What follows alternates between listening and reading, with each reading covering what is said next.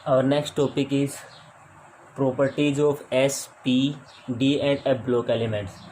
जैसा कि हमने लास्ट टाइम पढ़ा था, पीरियोडिक टेबल जो थी उसको 4 ब्लॉक्स में डिवाइडेड किया गया था। पीरियोडिक टेबल को 4 ब्लॉक्स में डिवाइड किया गया था। एस ब्लॉक आपके पास था, वहाँ पे S block, D block, P block और एफ ब्लॉक। अभी हमें इनकी प्रॉपर्टीज़ पढ़नी कि एस ब्लॉक में क्या क्या एलिमेंट होंगे, किस टाइप की प्रॉपर्टी शो करेंगे, वो डी ब्लॉक में किस टाइप की प्रॉपर्टीज शोज करेंगे। तो पहला आपके पास प्रॉपर्टी यहाँ पे मेंशन है, general electronic configuration. General electronic configuration सभी को पता है। एस ब्लॉक में आपके पास जो फर्स्ट ग्रुप होता है, सेकंड ग्रुप होता है अल्कली और अल्कलाइन अर्थ मेटल। अगर आप अल्कली का देखेंगे तो इसमें हाल ये रहेगा NS1, यानी कि N के अंदर इलेक्ट्रॉन 1 या 2 रहेंगे। जबकि अगर अल्कलाइन की ये आपके पास इलेक्ट्रॉनिक कॉन्फ़िगरेशन होगा अल्कली का। अगर अल्कलाइन की बात करेंगे तो NS2, ये आपके पास इलेक्ट्रॉनिक कॉन्फ़िगरेशन होगा अल्कलाइन का। यानी कि जर्नल क्या हुआ, NS 1 से लेके 2 तक। 1 होगा तो क्या अल्कली, 2 होंगे तो क्या अल्कलाइन। वो आप इलेक्ट्रॉनिक कॉन्फ़िगरेशन लिखेंगे तो आपको पता चल जाएगा। N की वैल्यू 2 से लेके 7 तक हो सकती है। जैसे आपने लिथियम के लिए लिखोगे तो 2s1 आएगा लास्ट में, पोटासियम के लिए 3s1 आएगा, नेक्स्ट के लिए 4s1 आएगा, सोडियम के लिए lithium, sodium, potassium, rubidium 5s1 हो जाएगा। तो आप यहाँ पे देखो इसकी N की वैल्यू और ये आपके पास S1 रहेगा, तो ये आपके पास ऐसे एलिमेंट आएंगे। जबकि अगर पी ब्लॉक की बात की जाए तो पी ब्लॉक में 13 से लेके आपके पास 18 तक के ग्रुप होते हैं। तो इसमें जो आपके पास लास्ट में पी आएगा, इससे पहले एस जो होगा वो आपके पास भरा हुआ होगा, यानी कि NS2 एस भर जाएगी। उसके बाद पी में आएगा NP। अगर ग्रुप नंबर 13 है तो 1 मिलेगा, 14 होगा 2, ऐसे चलते जाएंगे। यानी कि इलेक्ट्रॉन 1 से लेकर 6 तक हो सकते हैं, और ग्रुप पे डिपेंड करेगा क्या आपके पास है। तो इलेक्ट्रॉनिक कॉन्फ़िगरेशन आपके पास ये रहेगा। ऑक्सीजन स्टेट सभी को पता है कि जो अल्कली मेटल्स हैं, यानी कि अल्कली मेटल्स है, सोडियम वगैरह लिख देता हूँ मैं। आपको पता है आउटर में एक इलेक्ट्रॉन होता है, यानी कि 2 8 1, एक इलेक्ट्रॉन अपना लूज कर देंगी, यानी कि ये Na पॉजिटिव में आ जाएंगे। यानी कि इनकी ऑक्सीजन स्टेट कितनी होती है, +1। अगर इसकी देखें नीचे वाले ग्रुप के मैग्नीशियम की सेकंड ग्रुप की, तो आउटर में 2 इलेक्ट्रॉन लूज कर सकती है, तो इनकी ऑक्सीजन स्टेट +1 और +2 होती है। यानी कि ये बाईवैलेंट और यूनिवैलेंट होते हैं। यूनि मतलब +1 और बाई मतलब 2। जबकि इनकी ऑक्सीजन स्टेट देखी जाए तो भाई 3 से स्टार्ट होगी, 7 तक पहुँचेगी। ये आपके पास पॉजिटिव ऑक्सीजन स्टेट है, नेगेटिव में होती है इनकी, वो बाद में बात की जाएगी। रिएक्टिविटी सबको पता है, इनके आउटर में 1 या 2 इलेक्ट्रॉन तो आराम से लूज करेंगे, यानी कि हम बोल सकते हैं they are highly reactive.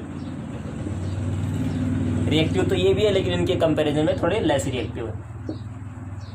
Next बात है फिजिकल स्टेट। सारी की सारी मेटल्स हैं, तो मेटल वाले जितने भी करैक्टर होंगे, यानी कि हार्ड भी है, सॉरी सॉफ्ट है आपके पास। आपको पता है सोडियम पोटासियम जो होते हैं इनको हम आराम से चाकू से काट सकते हैं। मेलाइबल होती है, यानी कि सीट में कन्वर्ट कर सकते हैं। डक्टाइल होते हैं, यानी कि वायर कन्वर्ट कर सकते हैं इनका, ठीक है भाई। तो मेटालिक कर सकते हैं, हम सिंपल सी भाषा में बोल सकते हैं मेटालिक आपके पास है। जबकि यहाँ पे जो है वो नॉन मेटल्स, आपको पता है पी ब्लॉक में लगभग नॉन मेटल होती है, कुछ एक मेटलॉइड भी है। जैसे मैंने आपको कल बता दिया था कि आपके पास कार्बन, सल्फर, सिलिकॉन, जर्मेनियम, ये सब आपके पास मेटलॉइड की कैटेगरी में है। मेल्टिंग पॉइंट जो आपके पास रहेगा, इनका मेल्टिंग और बॉइलिंग पॉइंट जो है वो लो रहता है क्योंकि सॉफ्ट है, जबकि इनका मेल्टिंग और बॉइलिंग पॉइंट इसके कंपैरिजन में हाई रहेगा। बाकी बची हुई प्रॉपर्टीज़ क्या है, और बाकी प्रॉपर्टीज़ में आपके पास फ्लेम टेस्ट है।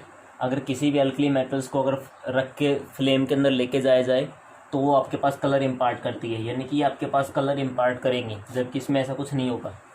इनको फ्लेम में लेके जाएगा तो इसमें कलर मिलता है इनका, जैसे ये सोडियम कलर येलो होता है इस टाइप से आपके पास, ठीक है। तो ये इम्पार्ट करते हैं कलर को। कैटनेशन आपको पता है, कैटनेशन मतलब क्या होता है, सेल्फ लिंकिंग प्रॉपर्टी। जब कोई एलिमेंट खुद साथ बन बनाता है उसको कैटनेशन बोलते हैं।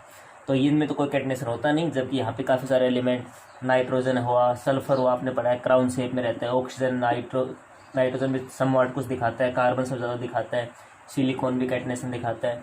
तो self linking property catenation.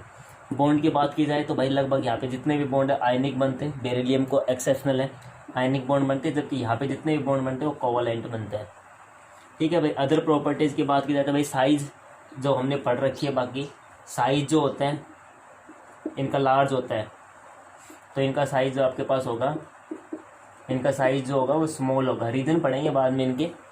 Size इनका लार्ज होता है, इनका आपके पास होगा। आयनाइजेशन इंथैल्पी साइज़ की इन्वर्सली होती है, यानी कि आपके पास लेस हो जाएगी। इलेक्ट्रॉन नेगेटिविटी ये भी आपके पास लेस हो जाएगी। इलेक्ट्रॉन एफिनिटी ये भी आपके पास लेस हो जाएगी। तो आयोनाइजेशन इंथैल्पी लेस होगी, इलेक्ट्रॉन नेगेटिविटी या फिर इलेक्ट्रॉन एफिनिटी जो आपके पास लेस हो जाएगी।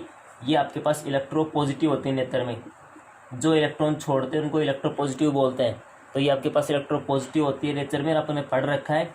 ये रिड्यूसिंग प्रॉपर्टी शो करती है, सबसे अच्छी रिड्यूसिंग एजेंट होती है, आपने पढ़ा था 10th क्लास में, इनको इलेक्ट्रोलिसिस मेथड से नहीं ले सकते हैं। तो इनमें सबसे इनका उल्टा होगा। और यहाँ पे मैं लिख देता हूँ, ये इलेक्ट्रॉन नेगेटिव होती है नेचर में, आपको पता भी है, क्लोरीन इलेक्ट्रॉन नेगेटिव एलिमेंट आपके पास है। तो ये जो आपके पास होती है वो इलेक्ट्रॉन नेगेटिव होती है नेचर में, जबकि रिड्यूसिंग प्रॉपर्टी भी होती है इनके पास और ऑक्सीडाइजिंग प्रॉपर्टी भी होती है। तो ये सब इनमें डिफरेंस आएंगे। तो आपकी किताब में लिख रखा होगा प्रॉपर्टीज ऑफ एस ब्लॉक, उसको अलग से डिस्क्राइब कर रखा होगा, प्रॉपर्टीज ऑफ पी ब्लॉक अलग से डिस्क्राइब कर रखा होगा। हमने इसको डिफरेंस थ्रू पढ़ा है ताकि आपको याद करने में, लर्न करने में, समझने में थोड़ा सा इजीनेस रहे।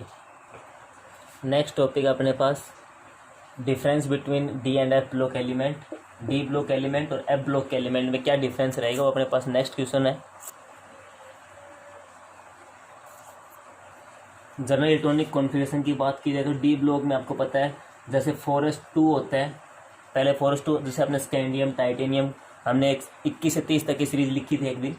तो इसमें आपके पास अब 3D स्टार्ट होगा, यानी कि अगर आप देखेंगे यहाँ पे S जो है उससे एक कम आपके पास N की वैल्यू है, तो S से एक कम D की वैल्यू रहेगी। तो हम ऐसे लिख सकते हैं इसको N-1, यानी कि N से एक कम रहेगा। D में 1 से लेकर 10 तक इलेक्ट्रॉन आते हैं, जबकि S जो रहेगा वो आपके पास 1 से 2 तक के वैल्यूज रहेंगी।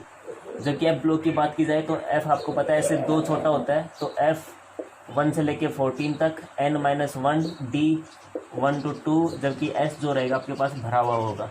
तो ये जनरल इलेक्ट्रॉनिक कॉन्फ़िगरेशन होता है। वो लेंथ नोड के लिए यहाँ पे 6 आ जाएगा इनकी वैल्यू, एक नोड में यहाँ पे वैल्यू 7 आ जाएगी। ऑक्सीजन स्टेट की बात की जाए तो यहाँ पे जो ऑक्सीजन स्टेट होती है भाई, very important question for +2 class. इनकी जो ऑक्सीजन स्टेट होती है वो वेरिएबल होती है, ठीक है भाई, वेरिएबल होती है। वो किस वजह से होती है इनकी वेरिएबल ऑक्सीजन स्टेट होती है? वो होती है क्योंकि आपके पास जो पार्टिसिपेशन होता है किस किस का, of NS and N-1D electron. Oxygen state के अंदर NS यानी कि S ऑर्बिटल और D ऑर्बिटल दोनों इलेक्ट्रॉन पार्टिसिपेट करते हैं, इनके लिए वेरिएबल ऑक्सीजन स्टेट होती है। इनकी जो कॉमन ऑक्सीजन स्टेट होती है वो +3 होती है। इनकी जो कॉमन ऑक्सीजन स्टेट होती है, ये जो टॉपिक आपको D एंड F वाला ये +2 में हेल्प करेगा। इनकी जो कॉमन ऑक्सीजन स्टेट होती है वो +3 होती है, बाकी इनकी ऑक्सीजन स्टेट 2 से लेके 5-7 तक चलती है। वो 2, 3, 4 ये लेंथ नोड की होती है सीरीज की, और 2 से लेके 8 तक की ये एक नोड सीरीज की होती है। फिजिकल प्रॉपर्टीज़ की बात की जाए तो भाई ये सब के सब मेटल है, ठीक है, मेटल है। तो यानी कि इनकी हम बोल सकते हैं इनकी हाई वैल्यू है। किस किस की हाई वैल्यू है भाई? मेल्टिंग पॉइंट की। इनकी डेंसिटी हाई रहेगी, मेल्टिंग पॉइंट हाई है इनका, डेंसिटी हाई है। और डेंसिटी आपके पास तो इनकी थर्मल स्टेबिलिटी, यानी कि जल्दी से टूटेंगी नहीं, तो थर्मल के ऊपर भी स्टेबिलिटी इनकी अपोजिशन रहती है। जबकि इनमें बात की जाए तो ये भी सारी मेटल्स ही हैं, लेकिन मेटल्स भी कौन सी है? रेडियो एक्टिव मेटल है, जो लगातार लाइट इमिट करती रहती है। रेडियो एक्टिव मेटल है, हाई मेल्टिंग और बॉइलिंग पॉइंट इनका भी रहता है, हाई मेल्टिंग और बॉइलिंग पॉइंट इनका भी रहेगा। तो ये इनकी कुछ प्रॉपर्टीज़ है। नेक्स्ट प्रॉपर्टी है कलर। डी ब्लॉक एलिमेंट या उनके आयंस जो होते हैं उनसे बने कंपाउंड होते हैं, कलर्ड होते हैं मेनली, और उसका वजह जो होता है वो डी ट्रांजिशन होता है। डी ट्रांजिशन यानी कि डी में से इलेक्ट्रॉन निकल के आपके पास इस टाइप से डी में से इलेक्ट्रॉन निकल के और डी में पहुंच जाता है। आगे इनको पढ़ेंगे हम। और इसकी वजह से आपके पास जो एनर्जी इमिट होती है उसके कॉरस्पॉन्डिंग आपको कलर मिलता है, जैसे कि हमने स्पेक्ट्रा में अंदर पढ़ा था इसको। तो इनके अंदर डी ट्रांजिशन की वजह से कलर होगा। ये भी आपके पास कलर होते हैं लेकिन थोड़ा सा लेस होते हैं। इनकी मैग्नेटिक प्रॉपर्टी लगभग अनपेड इलेक्ट्रॉन होता है डी में, आपको देखेंगे तो। और अनपेड इलेक्ट्रॉन होता है आप सभी को पता है, अनपेड इलेक्ट्रॉन वाले सब्सटेंस को हम क्या बोलते हैं? Paramagnetic substance. जहाँ पे अनपेड इलेक्ट्रॉन हो पैरामैग्नेटिक, जहाँ पे सारे इलेक्ट्रॉन पेड और डायमैग्नेटिक सब्सटेंस है। तो इनमें आपके पास जो कलर होता है भाई, कलर होता है लेकिन बट लेस। और ये आपके पास सारे रेडियो एक्टिव एलिमेंट है लगभग। लेंथ नोड पूरा, सॉरी एक नोड पूरा लेंथ रेडियो एक्टिव है, और लेंथ नोड में 1-2 एलिमेंट आपके पास रेडियो एक्टिव है। मेल्टिंग पॉइंट तो हाई रहता है। अलॉय की बात है, आप सभी को पता है, जितने भी ब्रास, ब्रॉन्ज, स्टील आपने अलॉय सुनी है, सारे डी ब्लॉक एलिमेंट की है। तो ये अलॉय बनाते हैं क्योंकि इनका जो साइज है वो सिमिलर है, इनके एलिमेंट्स का जो साइज है वो सिमिलर है, इसकी वजह से वो आपके पास अलॉय की फॉर्मेशन करते हैं। यहाँ पे कोई अलॉय की फॉर्मेशन नहीं है, 1-2 अलॉय को छोड़ के। तो ये अलॉय की फॉर्मेशन करते हैं due to similar size. Catalyst, D block element आपने सुना है, निकेल, प्लेटिनम, पैलाडियम, आयरन, ये अच्छे कैटलिस्ट के रूप में काम करते हैं। इसका रीजन जो होता है वो आपके पास है वेरिएबल ऑक्सीडेशन स्टेट होती है इनकी, ये जो हम पहले ही पढ़ चुके हैं, वेरिएबल ऑक्सीडेशन स्टेट है। और इनके पास डी की खाली ऑर्बिटल है, वैकेंट डी ऑर्बिटल। तो d block element behave as good catalyst due to variable oxidation state and vacant d orbital. Example platinum palladium वगैरह हो जाएंगे।